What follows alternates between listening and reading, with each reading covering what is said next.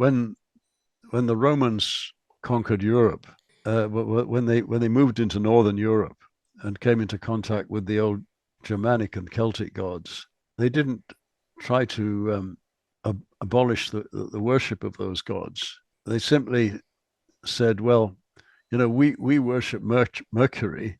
The German tribes worship Odin, who is very similar to our Mercury.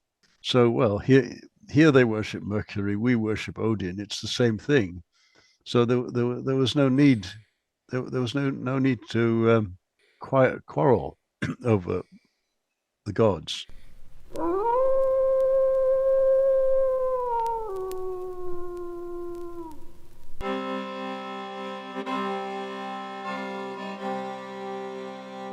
And Christopher McIntosh, thanks so much for joining me on the podcast.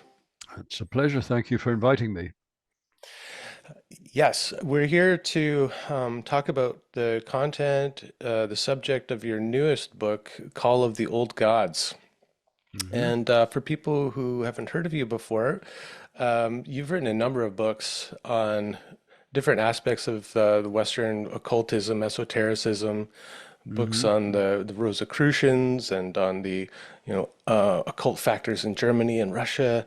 But I really love a kind of a spiritual adventure memoir type book. I always find that fascinating to follow somebody's journey through the world of, let's say, beyond Christianity, spirituality. And Yeah. you've definitely lived an interesting life. Yes. Um, and it's been a very sort of roundabout path that I've followed. Um, how shall I? Yeah. Where shall I begin? Yeah, where to begin? The, Well, the, you grew up like many people in the UK as a Christian, right? It was just kind of the yeah, default religion of the time. yes, But but I yeah. was never actually baptized or confirmed because my parents were from a nonconformist background. My mother basically from a Baptist background.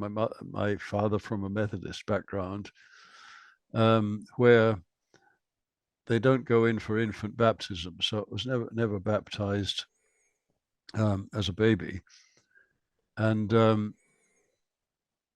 that my parents took the view that if I wanted to be baptized and confirmed, that I could decide for myself when I was of an age where I could make that decision. And somehow I never did. I wasn't for most of my teenage years. I continued to think of myself as a Christian, but I somehow wasn't motivated to get formally baptized and confirmed. So I never was. Well, then at about the age of 16, I drifted away from Christianity and adopted, I suppose, a kind of agnostic position, a sort of rationalist position. But after a while, I found that unsatisfying, and I began to look around for something else. And well, looking back at that era, the 1960s, early 1960s, what strikes me is that for someone looking for an alternative spiritual path, the choice was so limited. I mean, at that time there were hardly any New Age bookshops, New Age magazines. The whole sort of esoteric wave hadn't started yet.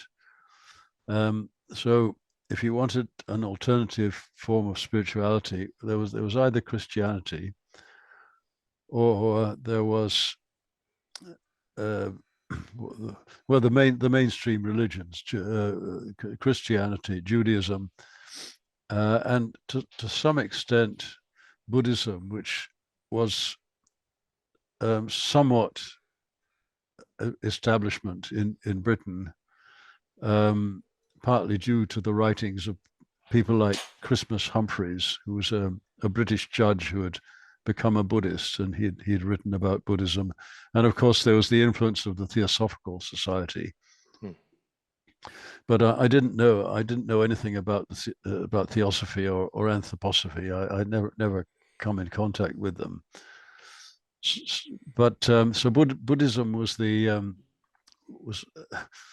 it seemed to be the only option. So at school, I started a very short-lived Buddhist society, which only lasted for one meeting and then fell apart. So that was my one experiment with Buddhism. Then I relapsed into a kind of agnostic position until I was a student at Oxford, and a fellow student got me interested in astrology. And I started to experiment. I read about astrology. I started casting horoscopes and got very intrigued by it. And at the same time, another friend got me interested in Aleister Crowley. And so I started reading Crowley's works like Magic in Theory and Practice, and books about Crowley. And I became quite intrigued by him. And well, then after I left university, I continued to be interested in astrology. And in fact, the first book I wrote was a history of astrology. It was called The Astrologers and Their Creed. And through writing that, I came into contact with the whole wider Western esoteric tradition. Mm-hmm. And one of the things I discovered was, well, I went on to write a book about the French magician Eliphas Lévy, called Eliphas Lévy and the French Occult Revival. And then a book on the Rosicrucians, because I began to realize that what an important current the Rosicrucian tradition was in Western esotericism. So I did a book on the Rosicrucians, and then sometime later I went back to university, to Oxford, and I wrote a PhD thesis on the Rosicrucians, which was later published as a book under the title The Rose Cross and the Age of Reason. Well, all this time, I had been approaching these things basically from the point of view of a scholar, not from the point of view of a believer or practitioner. But I was gradually coming into contact with people who were involved as practitioners. And for some years, I was living in London, in a part of North London, where there were various occult groups who were active. And one of them was very close to where I lived. And they were practicing a kind of Golden Dawn type of magic. They had a temple in the basement where the rituals used to take place. So I became part of that group and started celebrating with them. And one of the members of that group was a Dutch woman who later adopted the name Freya Eswin and became an expert on the runes and the Nordic tradition. And so through her, I started to get interested in that tradition. And around the same time, I became friendly with Hilmar Örn Hilmarsson, who is head of the pagan community in Iceland, the Asatru tradition, and visited him in Iceland a few times, and took part in his inauguration as head of that community. So, well, that was something I found very interesting and was sort of attracted to.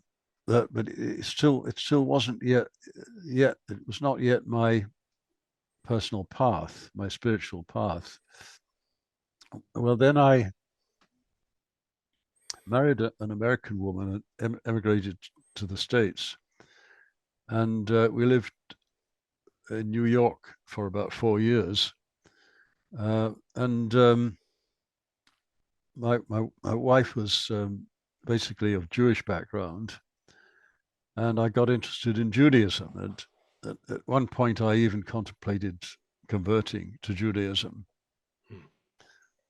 In the end, I didn't. But one important thing happened. There was a synagogue right next to our building in New York, and one evening I attended a lecture by the rabbi, and he was talking about the difference between monotheism and polytheism. And he said, well, you know what the difference is? In monotheism, everything goes in a straight line. Human history goes in a straight line towards the promised land, the second coming, the last judgment, or whatever, but it always going forward in a straight line towards this infinitely receding goal.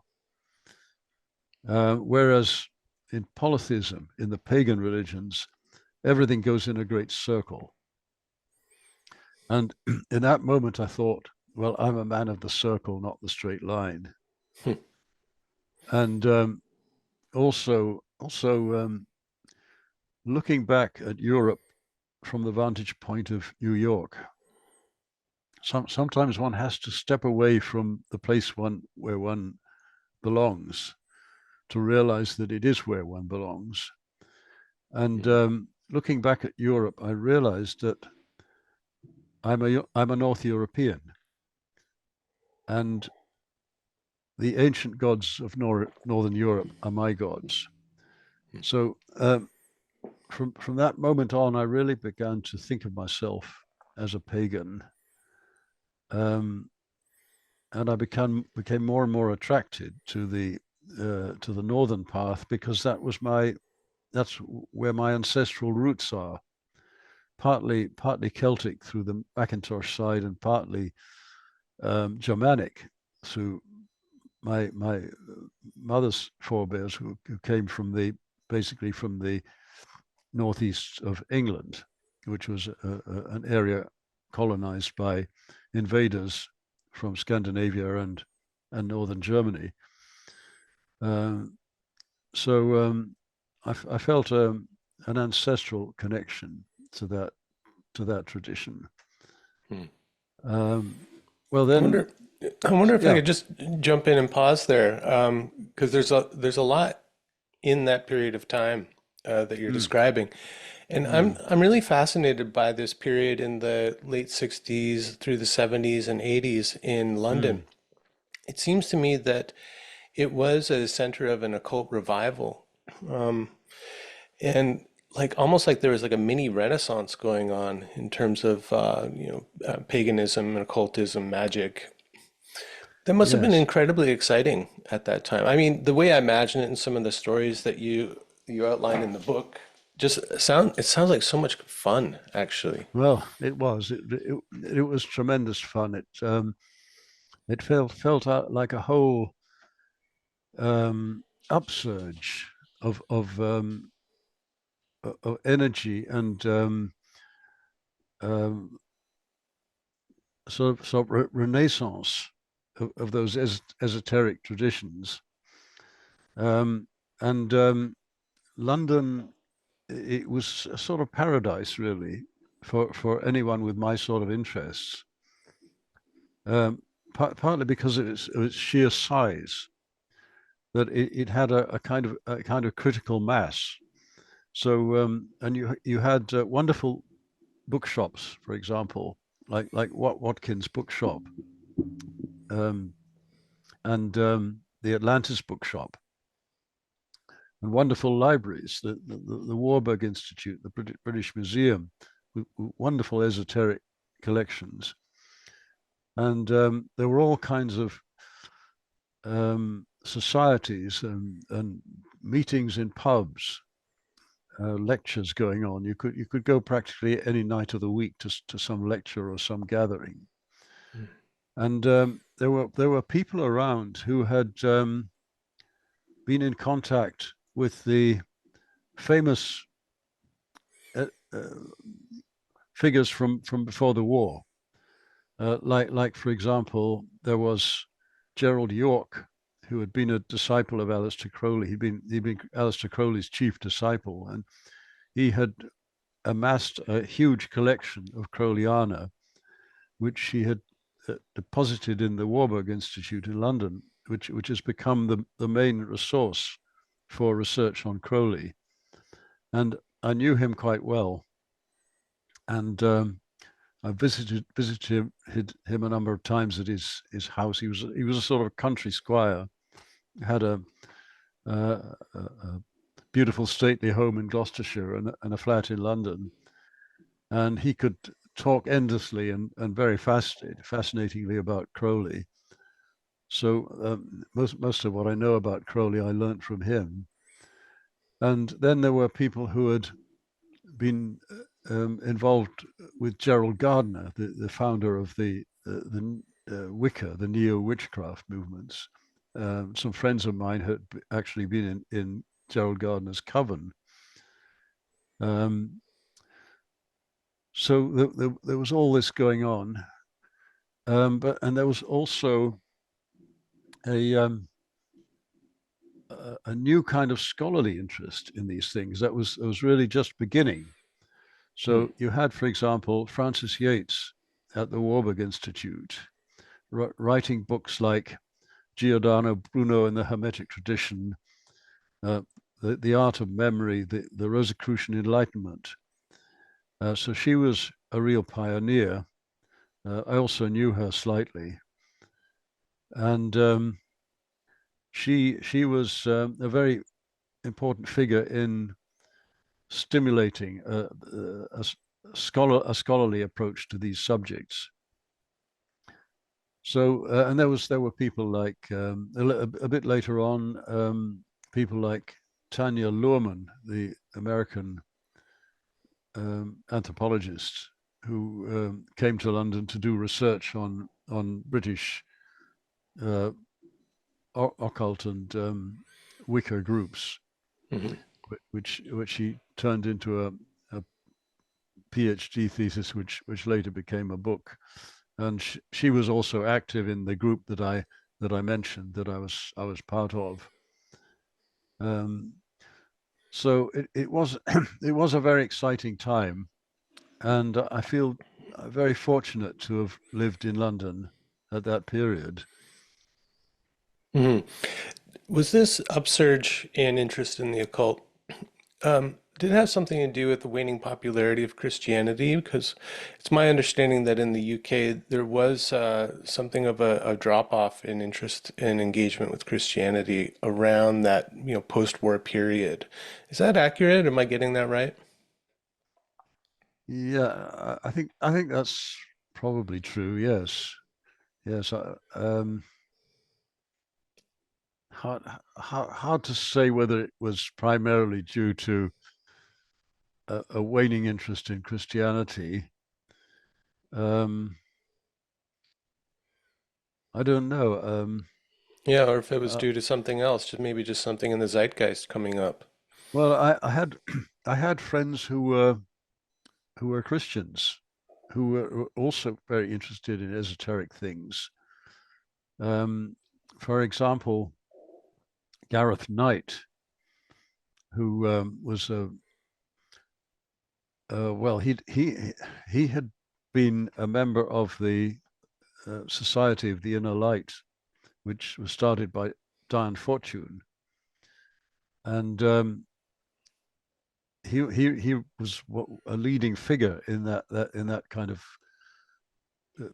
the Society of the Inner Light was continuing a kind of Golden Dawn type of magical tradition, and he was a leading figure in that, and he was very much a Christian, and he was coming from a Christian point of view.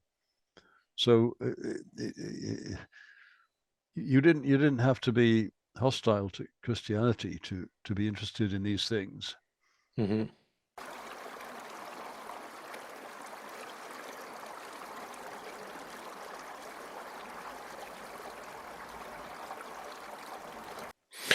Yeah, right. It's not so much that it was a reaction to Christianity in any way. It was something that was coming up from the undercurrents, I think. And Yeah, there's this notion that a pagan or a polytheist is going to be comfortable in any church because there's a mm, kind of openness and tolerance for other religions. And yeah, I was thinking this morning on my walk that it's one of the things that makes Christianity actually quite unique out of the world religions is its lack of tolerance for mm, other spiritual ways because you hear stories about like the Hellenic world, and there's just so much kind of syncretism and sharing and adding to the pantheon as people move to different areas and bring their gods with them. Is really remarkable, and it sounds like kind of a wonderful place to live. yeah. Well, the thing is, pagans don't normally quarrel over religion. They at least they don't go to war. They don't usually go to war over religion. They may go to war over other things like territory or resources, but not over religion. Right. Well, and they Um, may argue that, my God is a better God. Look what he's done for our crops or for my home. mm, But it sounds like it was more of these kind of quarrels over whose God is the most powerful or something like that, but mm. nothing to go to war over. Yes, that's right. There's no need to. So, for example, when the Romans conquered Europe, when they moved into northern Europe and came into contact with the old Germanic and Celtic gods, they didn't try to abolish the worship of those gods. They simply said, "Well, we worship Mercury. The German tribes worship Odin, who is very similar to our Mercury. So, well, here they worship Mercury, we worship Odin. It's the same thing. So there was no need. There was no need to quarrel over the gods. Hmm. Yeah, there's a very Uh, similar thing that happened in Latin America when the Catholic missionaries came and tried to convert the people. hmm, People would find these similarities and parallels to let's say, the Catholic saints. Say, oh, well, your yes, guy's kind of like our guy, so, if it makes you feel better that we call him that, that's fine by us. And I think the Catholics just got so frustrated, they said, well, I don't know, that's as far as we're going to be able to go with these people, and that's probably good enough. yeah, yeah, yeah, You find this kind of mm, like strange compromise or agreement that happens. That I don't know. I just kind of find like so wonderful and human. mm, yeah, So yeah, okay. So London, and 1960s through the 70s and 80s. So much a part of what was going on with this occult revival was cultural as well, right? Like there was the mm, whole music scene, and the music of that time often incorporated occult elements, even if they were just merely superficial.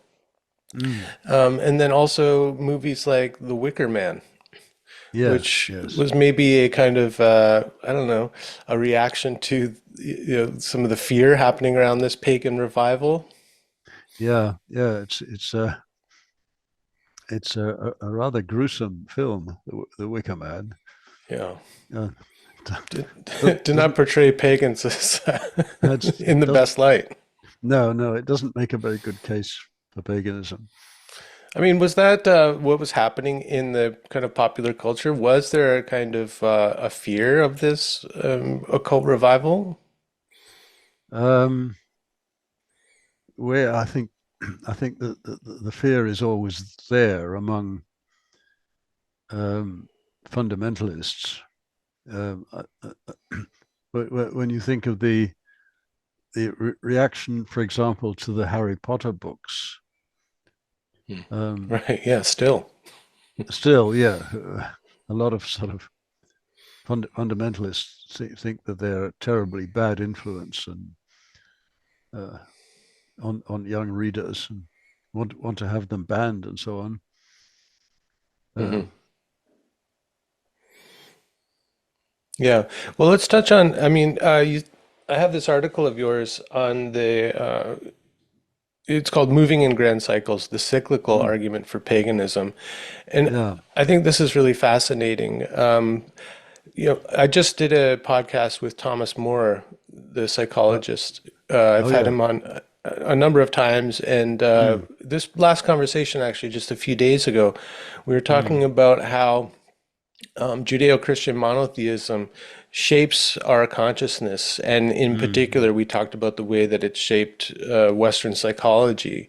In that Western psychology, even Jung could be viewed as monotheistic, with mm, whatever's at the center, the ego or the self. mm, And that was interesting. And then how somebody like James Hillman came along and really started to open it up into what he called a polytheistic psychology. And I yeah, was I yeah, was thinking about you, and you even start off one of your chapters referencing Hillman's work. yeah, yeah, But let's start mm, with the cycle versus linear time, because I mm, find that very fascinating how mm, that does shape our consciousness and even affects us emotionally. Like yeah, yeah, Mircea Eliade, I think, said that once time becomes desacralized, time becomes terrifying. And that's whether mm, it's the linear eschatological view of time where and the end times mm, are coming, or some cycle that has been desacralized where it's just endless mm, mm, repetition and it's something to escape from, this endless, yeah, meaningless cycle of life. mm, mm. But Well, this is one of one of my favorite sort of hobby horses. Um, this contrast between the linear view and the cyclical view, because as I said earlier, the monotheistic view is that everything goes in a straight line, um, and what's happened is that this linear view has become transferred from the religious realm to the secular realm. So, for example, it's become transferred to the world of the arts, so that if you're an artist, um, according to the modern artistic establishment, you're not supposed to look back at traditional traditional art forms. You have to be constantly looking forward, constantly you doing things that are provocative and challenging and so on. right, Uh, yeah, right. and Yeah. it's the same. Modernism to postmodernism to postmodernism and Exactly, onward. Yeah. exactly. Yes, yes. Um, and it's the same in architecture, that um, it's not considered according to the modern architectural canon.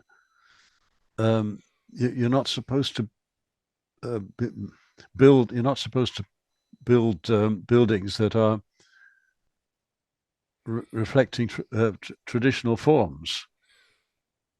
Um, with the result with the result that we see all around us, our inner cities filled with hideous buildings. Um, so for example, in modern architecture, everything has to be minimalistic. At a certain point in the history of architecture, ornamentation became taboo. Um, when in fact the purpose of ornamentation is to show that there's more to life than utilitarianism. So we need buildings that you know have evoke interesting forms and um, can gather interesting associations over the years and provide relief and variety to the eye as you pass through the cities. Um, so that's one aspect of this, and also well, you're mentioning James Hillman. Well, he's very interesting because he's an example of how um, there's a movement towards pagan thinking in psychology and philosophy. So, for example, there's the French philosopher Alain de Benoit, who's written a book called um, Comment peut-on être païen? How to be a pagan. Um, and Hillman, he makes a very interesting case for paganism in his book Re-envisioning Psychology, where he says that paganism essentially provides a much better perspective, um, a much better way of looking at the human mind, because the human mind is essentially many people under one roof. So it's a much better way of perceiving the human mind. Yeah, it allows for greater differentiation. Yeah, Yeah. but and then going back to the secular cyclical thinking, one of the results of this, one of the results of the linear thinking being transferred to the secular realm, is that we are in the modern world, we tend to privilege the present over the past. So it's as though we are standing on top of a mountain, looking down and back at the past. So the present, where we're standing now, is always superior. It's always where we're supposed to be, and so we're always focusing on the present and on the future, where we're going next, not back at the past. So one result of this is that cultural memory gets eroded. Now, cultural memory is something that is very much rooted in locality. It has to do with the place where you were, place where you were brought up, or the place where you put down roots to which you feel attached, and everything that goes with that place. So the nature, the wildlife, the language, the culture, the customs, the traditions, the music, all of that. These are the things that you value as belonging to the place that you consider your home and your ancestral soil. But if you're constantly being told, don't focus on the past, don't focus on heritage traditions and so on, focus on the future. If you're constantly being told that, then you're going to forget that you're going to lose that cultural memory, and all you're going to be left with is the global monoculture. So this to me is another damaging effect of that what I was talking about, this transfer of this linear thinking to Hmm. the secular realm. Yeah, the monotheistic linear conception of the world. Yeah. Yeah. Mm. Yeah, we do lose a lot. I've been becoming like more and more aware of what we lose when we cut ourselves off from our roots. Um, and this is one of the another distinguishing feature of Christianity was the disconnection from place, Yeah. right? And that's what enabled it to be missionized around the world. Like, in order for it to be a global, universal Catholic religion, Mm. it can't have those specific ties to geography. So I find myself here in North America, growing up in a milieu that is founded on this religion that comes from a desert place Yeah. where Yeah. the stories in Christianity have nothing for me to relate to geographically or Yes. culturally. Yeah. Mm. It gives you a very strange kind of sense of dislocation Mm. Mm. that I think it's because it's like the water we swim in that most of us don't even recognize just how strangely foreign this Yeah. foundational religion is to Mm. who we are as people who come from Europe and maybe Mm. have migrated to other places that aren't the Mm. Middle Mm. East. Mm. And it's Yeah. just come into my awareness over the past decade or so, just like that kind of dissonance, just how strange the whole thing is. Yeah. Yeah. Well, although Christianity has, to some extent, attempted to um, To att- localize or attempted to localize, yes, by, for example, taking the sacred sacred springs and wells and renaming them after Christian saints, or taking a pagan saint and um, Christianizing them somehow.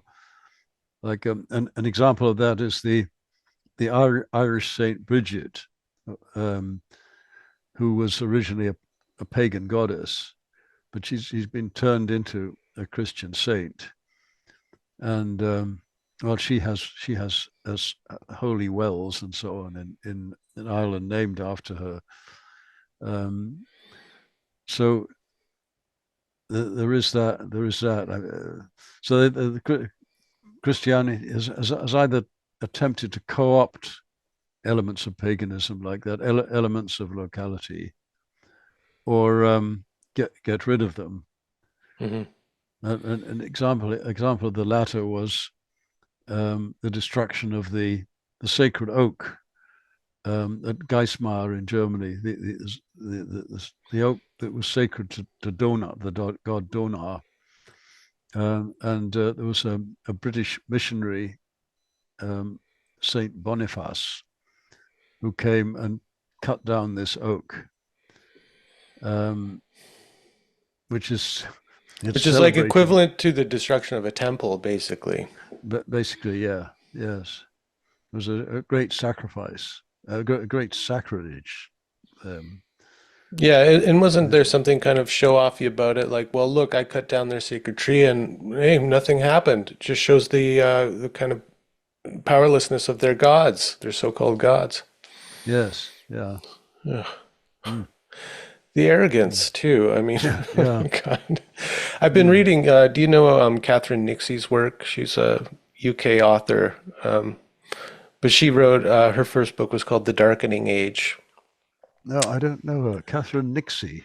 Yeah, and her most recent book is called Heresy or Heretics. But I'm Mm, reading The Darkening Age now, and it's about mm, the Christian destruction of paganism throughout Europe, and mm, and there's something I think going on.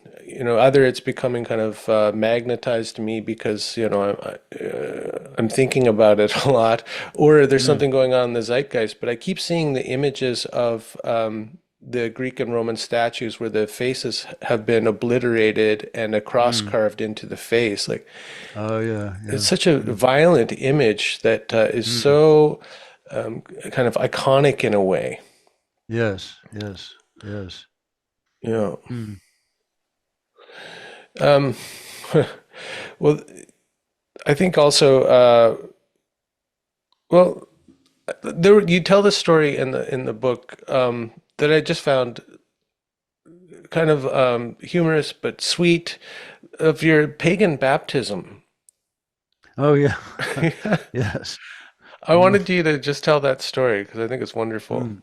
Oh yeah. Well, my early childhood was spent in Oxford. My very early childhood, where my father was a lecturer at the College of Christchurch, and Christchurch is a very beautiful college with a large main quadrangle, and in the middle of the main quadrangle is a fountain with a basin and a statue of Mercury in the middle of the basin, and goldfish in the water.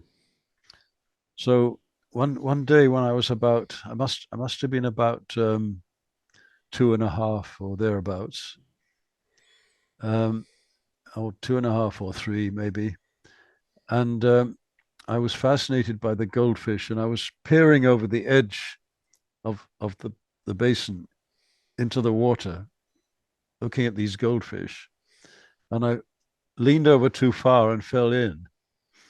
So my father had to fish me out. So well, later on, I I came to think of that as my hermetic baptism, because I came to, when I started getting interested in the hermetic tradition, I realized um, what an important figure Mercury is, or, or Hermes, to use the Greek name. And I sometimes think it was a kind, I don't know, a kind of, it was in some ways significant. It was a kind of Mhm. a, it was a kind of a for A for foreshadowing a or foreshadowing of, foretelling or yeah, mm, prophetic.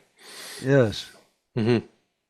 Yeah, well, you've read enough Hillman to probably be familiar with his acorn theory that, comes out of the Platonic tradition. mm, But he talks about it in a psychological way about how we can read our lives backwards and find the seeds of our destiny early in our mm, life. Like he tells this story about Manolete, the great Spanish bullfighter, who was mm, always hiding behind his mother's ah, apron, because some part of him knew, his daimon knew that he was to be facing some 2,000 pound bulls for yes, his career yeah, later on. yes, yeah, Yeah, interesting, yes, yeah. yes. So there's you getting your dip in the pool of Hermes.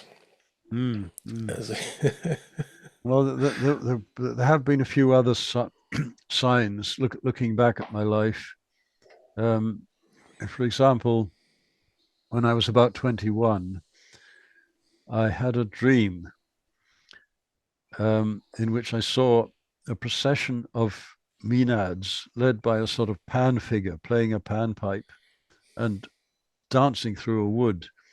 And the next morning, I painted a picture of this dream. And looking back, I think that that was an indication that I had a kind of pagan self dormant inside of me. hmm.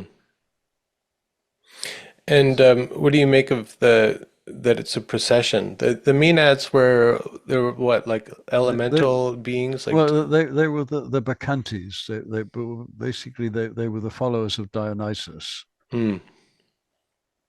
Um, yeah. Hmm. Thinking about the cyclical nature of time, it just came to me that there was, I can't remember where it comes from, but there's a story that when Christianity was on the rise, gosh, you probably know this story, but it's of a captain on a ship coming close to the shore of a Greek island, and he hears someone Mm. calling out, "The great god Pan is dead." Yes. Yes. Yes. Right? You know that story? Where does that I come do. from? I can't give you an exact reference, but Right. that's a very well-known story. Right. There's Um, something about the announcement of this kind of great turning from the pagan polytheistic world into the Christian world, right? yes, yes, exactly. And I don't know if you know Diane Fortune's novel, the Goatfoot God. No, I've It's never read any Dion Fortune, no. But well, I know of her, obviously, yeah. she was a wonderful fiction writer, and Hmm. one of my favorite novels of hers is The Goatfoot God, which is basically the story of a young man who he's sort of a mixed up character. His life is a bit of a mess, and he comes into contact with a bookseller who becomes a sort of guru to him, and it involves the notion that he lacks what Diane Fortune calls the pan energy. She called it vitamin P. She said there are too many people who lack vitamin P.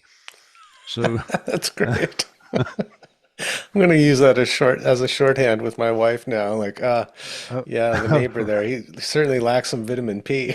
oh, right. A little too But uptight and rigid and yeah, yeah, but linear. yes. So the beginning of the Goatfoot God, Pan is really as the sort of he's the kind of the hidden main character in a way in the book, and at the beginning of the book, she has a poem, her own poem, where she talks about that voice that was heard calling out over the Aegean, the great god Pan is dead, and but she ends up saying something to the effect of Pan will come again, the great god Pan will come again. And what do you Uh, think? How do you interpret that? What would the implication of that be? What would be the sign that Pan is returning? oh well, I think that there have been all kinds of signs, um, going right back to um, well, there's a painting that I reproduce in the book by I think it's by Burne Jones of Pan and Psyche. Mm. Oh, So yeah, I love that painting. yes, it is a lovely painting. And so already in art, and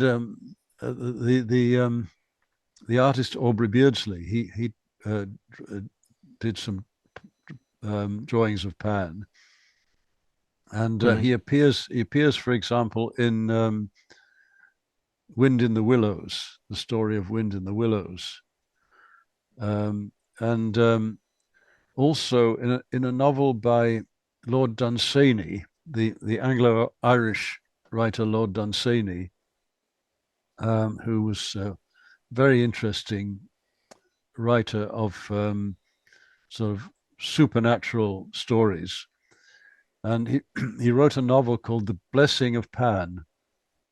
It's a very interesting and powerful novel. It's set in an English village, set in a little village somewhere in the wilds of Kent, and it starts off with the vicar in this village hearing at twilight the sound of a flute, um, wafting out over the evening air, and at the same time he becomes aware that people are going off into the woods. The young people of the village are going off into the woods, and strange things are happening.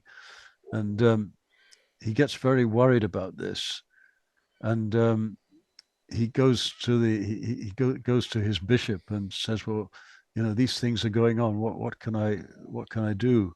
And the bishop says, "Oh, well, just don't worry about it. Go and take a holiday at Brighton and and forget all about it." So he's left he's left completely alone to deal with this situation. And well, it turns out that the, that in fact Pan is taking over the village. The spirit of Pan is taking over the village, and he becomes more and more drawn into it, and himself more and more taken over. Hmm. So So you're seeing it in literature. He's coming back in modern stories. yeah, and in Diane Fortune's novel, for example, Hmm. the Goatfoot God. Yeah. Um, Could what like if we go more kind of symbolically or metaphorically, mm, what would be indicated by that? Maybe like a greater reverence for nature, like worshiping outside in nature. yeah, I think that would be one aspect of it. Hmm. Yeah. I Um, just want to be on the lookout for this. Pan is back. You know? well, you see, if you look at the if you look at the Wicca movement, started by essentially started by Gerald Gardner in England back in the 1940s or 50s, um, where there are two deities. There's a great goddess. There's the goddess of the moon and the horned god of the sun. Well, the god is really Pan. He's Hmm. the sort of the driving masculine force in nature. So it's Pan again. Um, and I think this is this. You see how the Wicca movement is growing, Hmm. and I think that's another example of the um, return of Pan. Hmm. Well, no, yeah. So I'm just thinking about those big cycles. First, Mm, Pan is dead, and Christ is born, mm, and then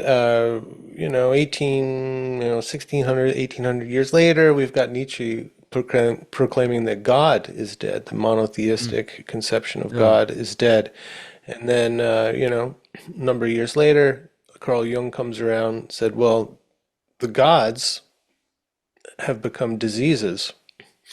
And then, following through to Hillman, this mm, kind of this renaissance of mm, polytheism and the Greece of the mind, like not taking the gods literally, but taking them seriously and allowing polytheism to be a kind of perspective on the world that allows for more differentiation and yeah, valuing of diversity and things like that, not only within ourselves, but in the world.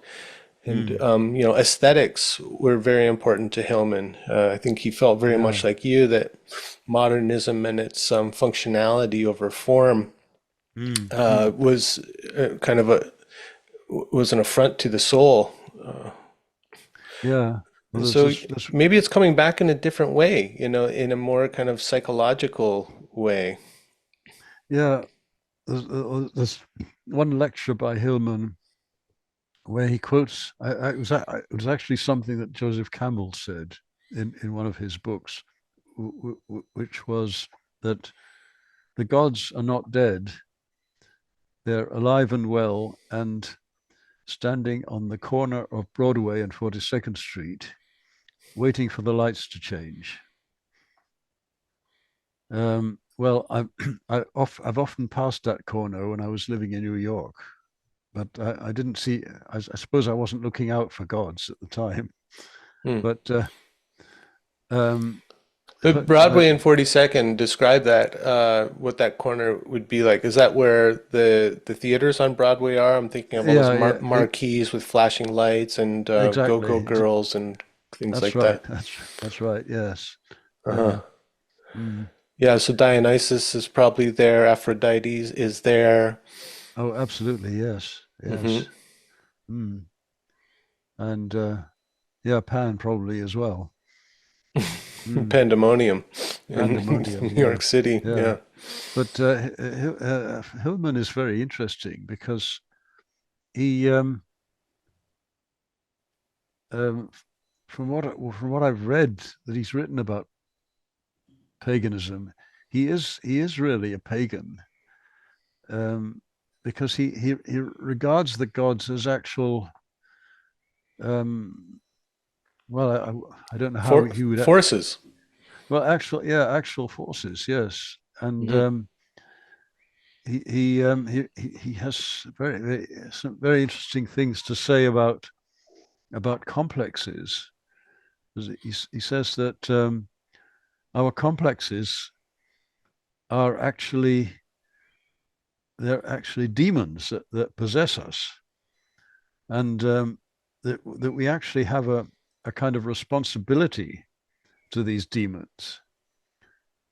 And he's also very interesting talking about how we should approach the gods. He says, for example, if you have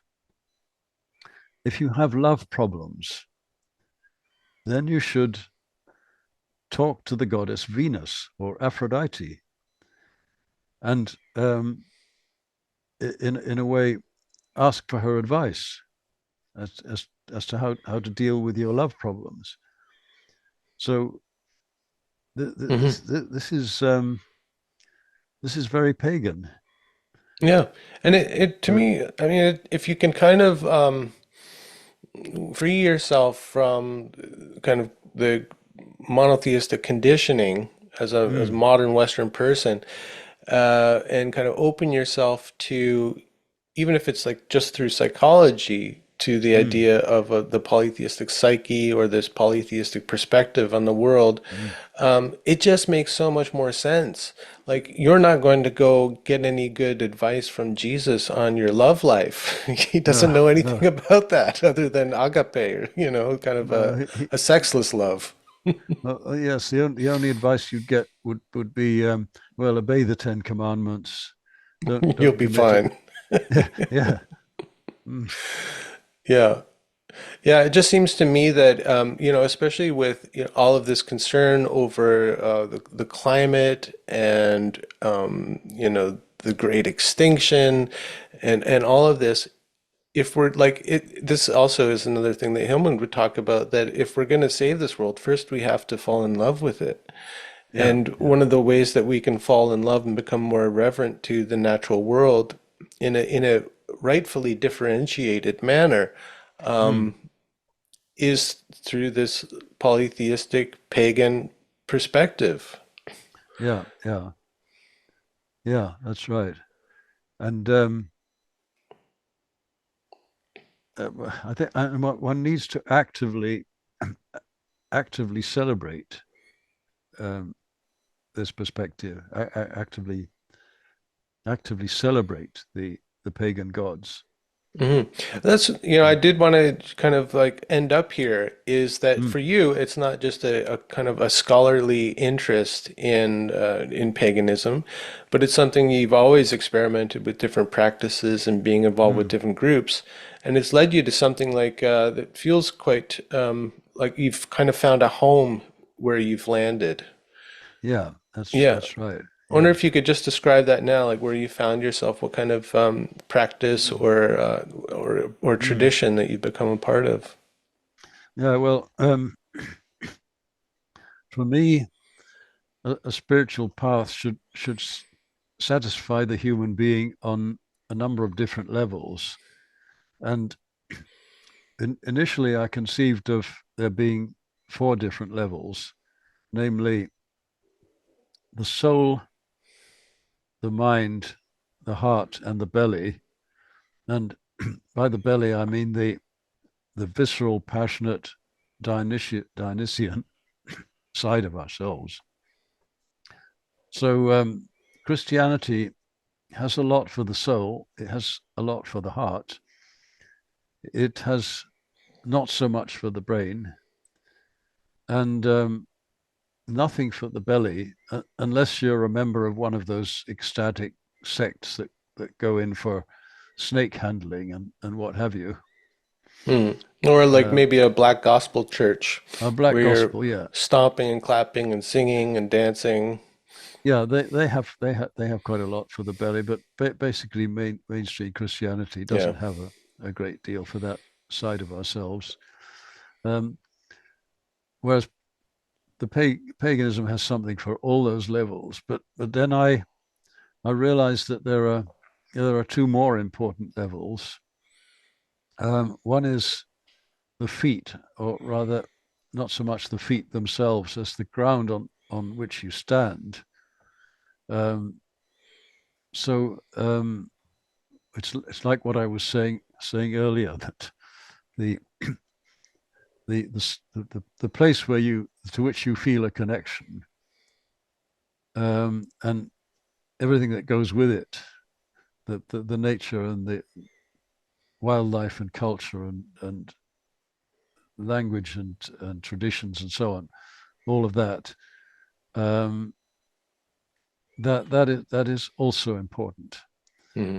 Um, and then there's another level, which is the hands.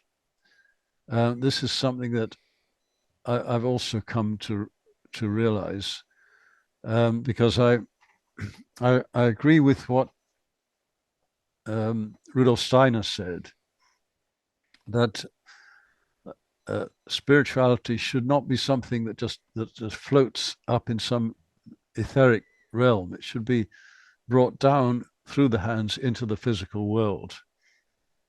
And he himself exemplified that very well with all the practical things that he did, like Hmm. the biodynamic agriculture and the homeopathic medicine, the eurythmy dance method, and the Waldorf schools and all of that. It was Hmm. very, very, very, very practical. So that's an important aspect for me.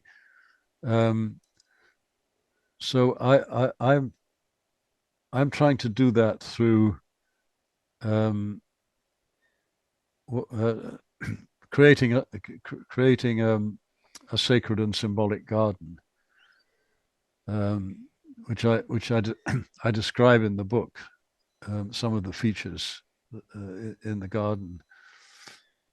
Um, so I've been working a great deal with stone carving, and to me that is a spiritual activity, because stone is alive.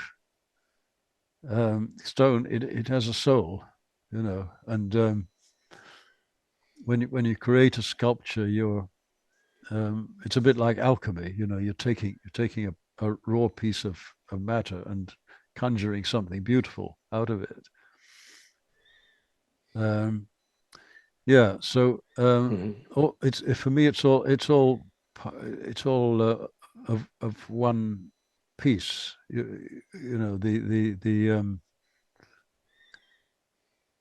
The carving, the gardening, the you know pagan pagan holding pagan rituals. Um, Hmm. but You describe one little ritual that I just I thought, wow, that would be a nice thing to do every Sunday evening, mm, where you're in a circle with friends and you pass around a mead horn, yes, and I think you yes, do 3 rounds, right? Can you yeah, describe this yes, little ritual? Because I just thought it would be such a beautiful thing for people to incorporate. yes. It's you pass you pass it around basically three times. Once for the gods, and each person then drinks from the mead horn and pours a little bit into the ground for the earth spirits, and says a few words about any particular god that comes to mind, that is important for that person at that particular moment. So that's once for the gods, and then a second time for the ancestors. So again, um, each person has the opportunity to drink to a particular ancestor who may be particularly important to them, or with whom they feel a particular connection. Hmm. And then the third time is for anything that they wish to speak about. So any di- difficulty that they're going through, or some person who, or if they've had a bereavement, or if some friend or relative is in a difficult situation and needs help, Mm. um, whatever. So So it's those, about the third round is about the living, we could say. yes, the living, or basically anything that any particular thing that you want to raise at that moment. Uh-huh. Okay. Yeah, it reminds me of the Quakers, standing up spontaneously and sharing something with the group, Yes, something like yes, that. yes. Yeah. It's a bit like that. Yeah. Yeah, that's lovely. And I think like for me, I have an aversion to kind of being involved with groups and things Mm, like that. But I'm always incorporating these kind of little rituals that mm, maybe come more from the imagination or from the heart's desire for mm. connection to to place, to the old gods, to ancestors. Yeah, yeah. And I just love that. It just feels so kind of natural and human to share this little ritual with some friends. Yes, yes. Well, we need these. We need these rituals. Um, we don't have enough rituals in modern Mm. life. Or we have unconscious rituals. Unconscious ones. Yes, that's right. Yeah. Mm, Well, it's lovely. And yeah, I'm going to continue reading your book. I just, like I said, I love a good kind of spiritual adventure. mm, And mm. you've definitely lived a fascinating life and continued to. And I also appreciate that too, that after so many years, you're still kind of exploring and innovating in your spiritual life. And I find that inspiring. Oh, good. Well, yeah, it's an ongoing adventure. That's great. Mm. Well, again, the book is called The Call of the Old Gods, My Occult Journey on the Pagan Path by Christopher McIntosh, and it's out on Inner Traditions. Christopher, thanks so much. I really appreciate you taking the time to Uh, speak with us. you're most welcome. I've enjoyed the conversation.